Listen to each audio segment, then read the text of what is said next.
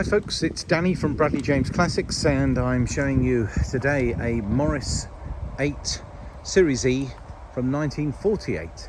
Now this car was traded in against one of our 1960s classics actually, and the gentleman had spent rather a lot on this car over the years, and remarkably the logbook shows just 2 previous owners. Now the car itself, as I mentioned, stems from 1948. It will come with a file which shows very extensive parts and work carried out to this old girl, and it actually starts straight away completely on the button and is a joy to drive. Rebuilt brakes, rebuilt engine, retrimmed inside.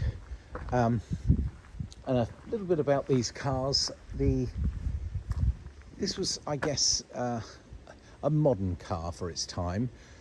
By the time the Series E followed the Series 1 and Series 2 of the Morris 8, bearing in mind it was probably Britain's best-selling car, or very close to it, I would have thought. Always a rival of the Ford Model Y. And in fact, there was a Wolseley that looked very much like this car as well, but this is the one that you'd often see many thousands of, a real popular seller.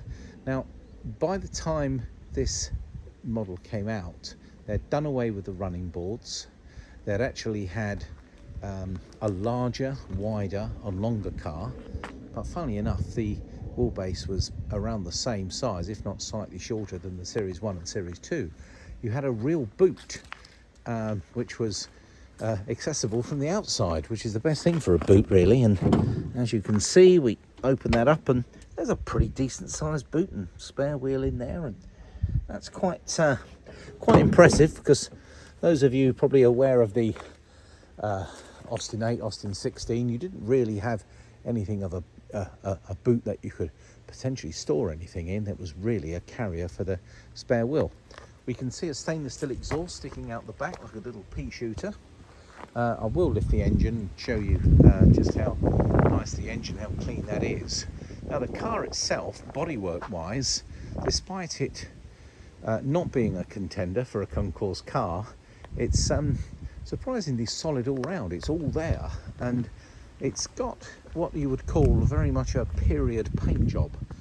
And something else I've just spotted, I've got a feeling these might be the Lucas headlamp conversions that these cars could have fitted to them, and it gave the better lighting, because rather than being kind of slopey built into the bumper, I think you'll find that it's actually a Lucas headlamp conversion, and sure enough it does say Lucas on the headlamp.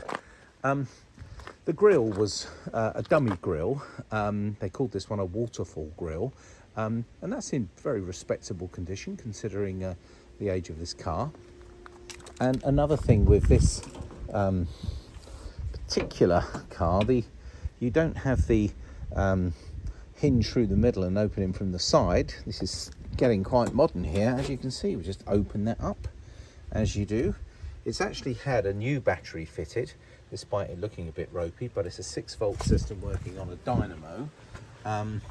There is the dynamo. As you can see, the engine is pretty clean. It's a side valve engine, 1918cc, and lots of new bits in here. And as I say, there's receipts to back up quite a good spend. The fuel pump mounted up here. Carburettor, it's either new or been replaced, because I did see some paperwork regarding to a little carburettor work. Steering box here, nice and simple, and I don't know whether you can see that. Well, you can certainly see that brass head gasket sticking out the side. You can see that this car has been nicely maintained, and it's all very solid, remarkably solid all inside as well, and the same thing underneath. Lots of new bits. Now I can't show you a great deal by doing this the old-fashioned way, but if I do show you underneath, now you're looking at a wooden floor sat in a frame, but you're looking at a stainless steel exhaust all the way through. I can see that the suspension all looks very good, and certainly the New exhaust throughout, probably a few bobs worth. Good spring hangers all round, and that front cross member all in good painted up condition, so she's very sweet underneath. These tyres are called the Avon Tourist tyres, and they all look pretty good. Now they look very old, they either are very old or they haven't had a lot of use, but either way they're matching and the car drives pretty well. Top speed of 58 miles per hour.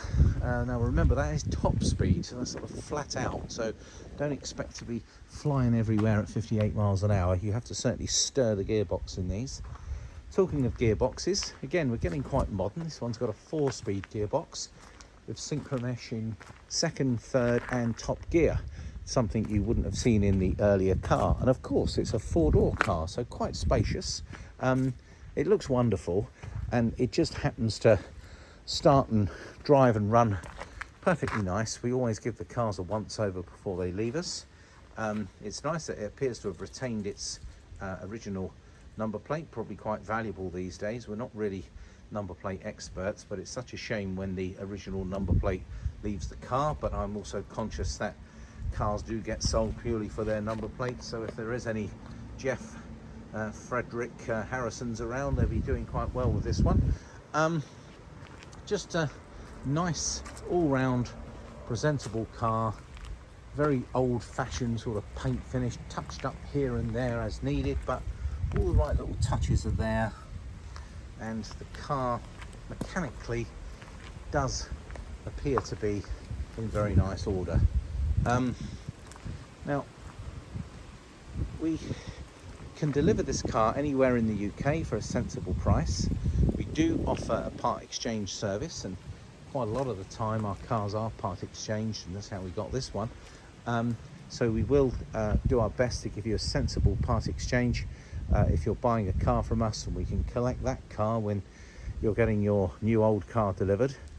Very happy to do that. We just need your postcode for a quote. Let's have a little look inside. Let's start with the back. Now, one of the nice things about the car is that it has been retrimmed at some point, and the seats are in beautiful order, really. I mean, they've been retrimmed to a very nice standard, a nice red carpet. Now, the lining seems to have been done, but I don't know what quite has happened here. I don't think a shotgun's gone off, but it looks as if perhaps a little bit of a moth has been a bit carried away and spoiled otherwise a rather lovely headlining. But it's not terrible. It's actually remarkably good inside when you consider the age of these cars. Door cards all appear to be really good. All the handles are present and correct. The Bakelite around the doors, obviously you wouldn't see much plastic in use in 1948. Probably a modern invention. One of the great things about these cars of the era, look at that. Direct air conditioning, we'll call that, but the fact that you can get that windscreen, oh, there she goes, right out there. Kind of reminds me of a Land Rover, you know, those flaps that come out, but look how far that comes right out. Little windscreen wipers. A real, and can you see these like control knobs? It's a bit difficult to use with this in the way, but let's try it with that one. You can just use that knob. It's brilliant. Bakelite again, as you would imagine. Very simple. You have a key. You can turn your lights on here. Simple key. There's a starting handle. Well, it probably is a starting handle, but this is a starter button, and here's your choke. It's showing 28,000 miles, which in a car of this age is a bit difficult. And we have an oil pressure switch, and we've got a fuel gauge, and this is telling us where all the gears are, but gear stick down here. Conventional handbrake. Now, I did mention some paperwork, and the previous owner had been very kind to mention the when work was done and what the mileage was. So at 28,000 miles, a new carburettor jet bearing kit at the cost of £42 was fitted, and then we had some wheel cylinders, and then we looked at brakes and more wheel cylinders, and then a master cylinder overhaul, bleed all the hydraulic circuit, because of course these cars did have hydraulic brakes, fitted a new throttle cable, greased all the grease nipples, This is a 12-volt indicator kit. Oh, of course, I haven't mentioned that wonderful period feature of the trafficators. Now, I'm not sure if I actually have to have the car running for them to work, and as at the moment it'll probably hit the door, but the trafficators are built into these pillars and they will pop out to tell folks around you you're turning left or right.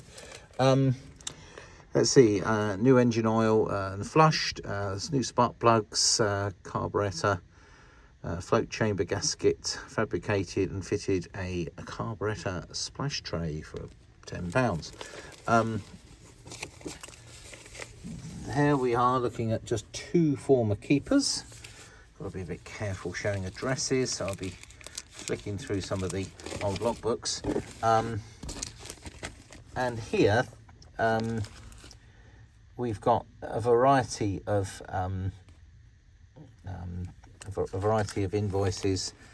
There's £1,200, and I think this is probably the interior refit, and it looked to have been done through the club. So here we have the door cards, and this looks to be the repairing a driver's seat. So the £1,200 appears to be some retrimming on the Morris.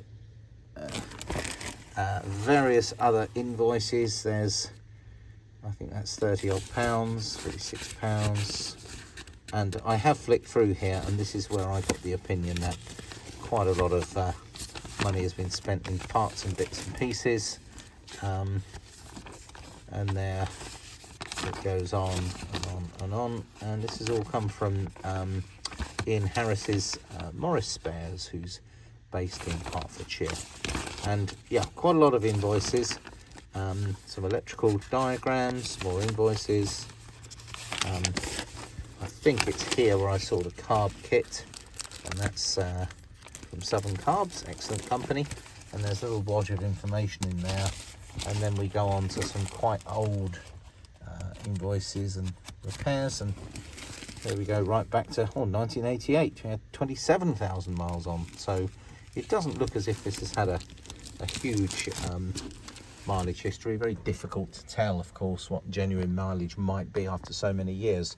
So just to summarize, this is a lovely little old classic car from 1948, a Series E Morris 8. It starts on the button, it drives very nicely, the brakes are very good, the engine has been rebuilt, it's very solid underneath, and I think it is a nice example of an everyday working classic.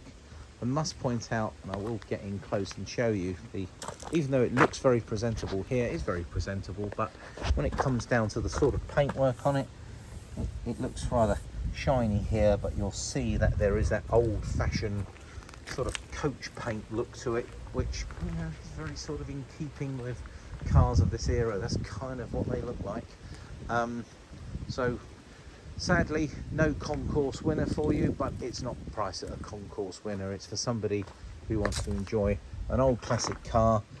It starts and drives, very easy to fettle and work with these cars. There is a new battery, as I say, that's just been fitted, and yeah, I think this car will bring a lot of pleasure to the right owner, and she's in stock now.